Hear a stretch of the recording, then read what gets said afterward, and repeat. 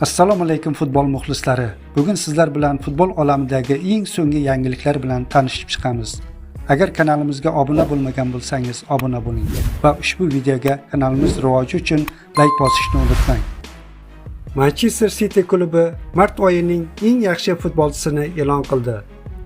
Unga ko'ra, hamyurtimiz Abduqodir Husanov shaharliklar tarkibida oyning eng yaxshi o'yinchisi deb topildi.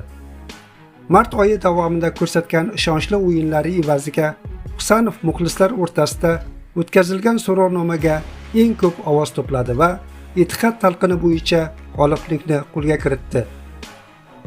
Eslatib o'tamiz, Husanov mart oyida City'ning 5 ta uchrashuvida, 3 ta Angliya Premyer Ligasi, 2 ta Chempionlar Ligasida ishtirok etdi. O'zbekiston milliy terma jamoasi o'zi ilk marotaba ishtirok etadigan futbol bo'yicha jahon chempionatida qur'a natijasiga ko'ra K guruhidan joy olgan.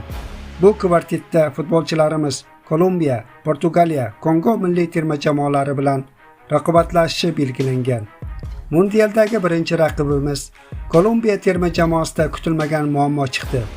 Jamoaning ikki yetakchisi James Rodriguez va Luis Diaz o'rtasida katta mojaro yuzaga keldi. Manba ma'lumotiga ko'ra, kolumbiyaliklar sardori James Rodriguez va hujumkor futbolchi Luis Diaz o'rtasida mart oyidagi o'rtoqlik o'yinlaridan keyin kiyinish xonasida keskin og'zaki tortishuv bo'lib o'tgan. Vaziyat shunchaki keskinlashganki, mojaroga jamoadoshlar aralashishiga to'g'ri kelgan.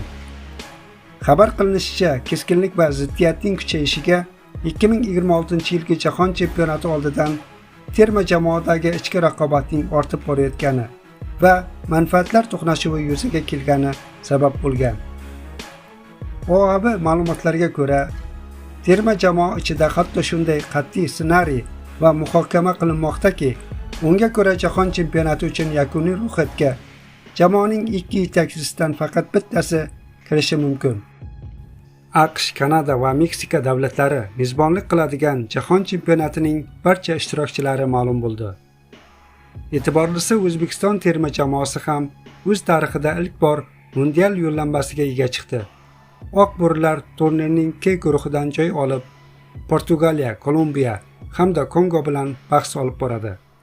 Skori 90 nashri esa jamoalarning guruh g'olibi bo'lishi imkoniyatlarini baholab chiqdi. Unga ko'ra, Portugaliyaning birinchi o'rinni egallashi ehtimoli 64% ni tashkil etsa, Kolumbiyaniki esa 32% deb ko'rsatilgan. Guruhning yana bir vakili Kongo imkoniyatlari 3% ga baholangan bo'lsa, Fabio Cannavaro shogirdlarining ko'rsatkichi 2% ni tashkil etgan. Ma'lumot uchun, musobaqa joriy yilning 11-iyundan 19-iyulgacha davom etadi.